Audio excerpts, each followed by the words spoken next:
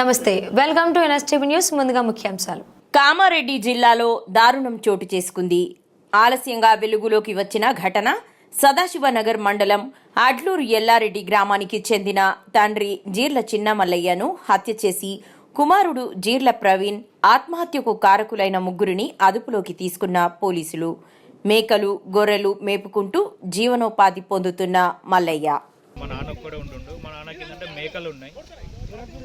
మేకలు డైలీ మేకల దగ్గరికి వెళ్తుండే. మా నాన్నతో పాటు ఇంకొక మేకలు కూడా ఉన్నాయి, కందూరు సాయిలి. వాళ్ళిద్దరు వెళ్తుండే, వాళ్ళిద్దరు మేకల దగ్గరికి వెళ్తుండే. మేము మా నాన్న కాల్ చేసినాం. మా నాన్న ఎవ్రీడే మార్నింగ్ నైట్ కాల్ చేస్తాడు. మా అక్కకైతే కంపల్సరీ చేస్తాడు. మా అక్కకి చిన్న బాబు ఉన్నాడు. ఆ బాబుతోటి వీడియో కాల్ మాట్లాడడానికైనా డైలీ కాల్ చేస్తాడు. ఫ్రైడే రోజు నైట్ కాల్ చేయలేడు. కాల్ చేయకపోయేసరికి మేము రిటర్న్ కాల్ చేస్తాం. రిటర్న్ కాల్ చేస్తే స్విచ్ ఆఫ్ వచ్చింది. మాకు స్విచ్ ఆఫ్ వస్తే మా అక్క నాకు ఇన్ఫార్మ్ చేసింది. మా అక్క హైదరాబాద్లో ఉంటుంది, నేను బెంగళూరులో ఉన్నా. నాకు ఇన్ఫార్మ్ చేసింది.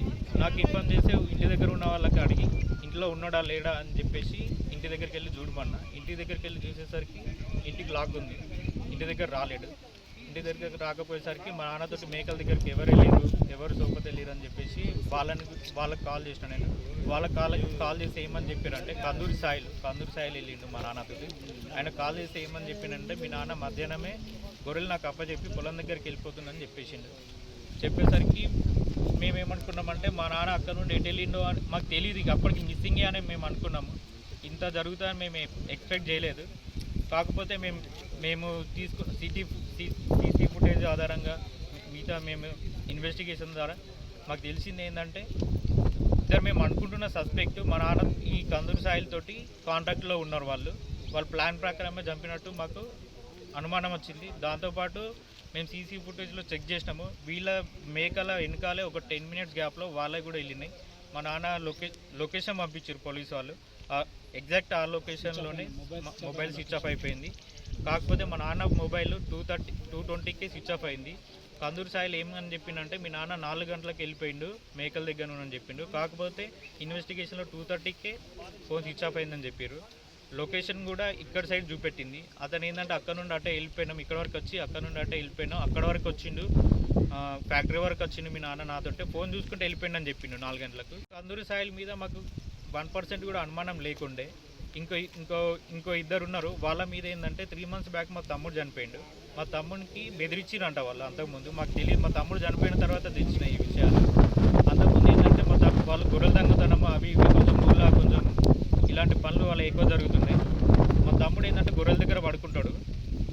కొన్ని మందలు కూడా అక్కడే ఉంటాయి, వేరే వాళ్ళ గొర్రెలు కూడా ఉంటాయి. వాళ్ళు ఎత్తుకెళ్ళేటప్పుడు మా తమ్ముడు చూసి వాళ్ళని పట్టించిన అప్పటి నుండి మా తమ్ముడిని బెదిరించడం స్టార్ట్ చేసిరంట. ఆ ప్రెజర్ తోటి మా తమ్ముడు సూసైడ్ చేసుకున్నాడు. వాళ్ళెవరు? వాళ్ళిద్దరు జోగు బీరయ్య, దొందడి సుమన్. ఒకటే ఊరులా? ఒకటే ఊరోళ్ళు. మీకేమైనా రిలేషనా? మాకేం రిలేషన్ లేదు.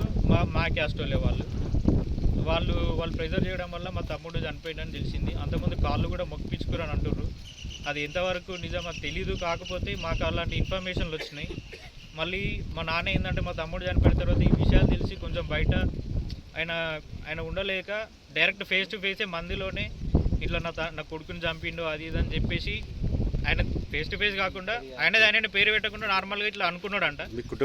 మా కుటుంబాన్ని చంపేసారు అది ఇది అని చెప్పేసి, నా కుటుంబాన్ని నాశనం చేసారు, నా కొడుకుని చంపేసారు అది అని చెప్పేసి మా నాన్న ఊరుకున్నాడు.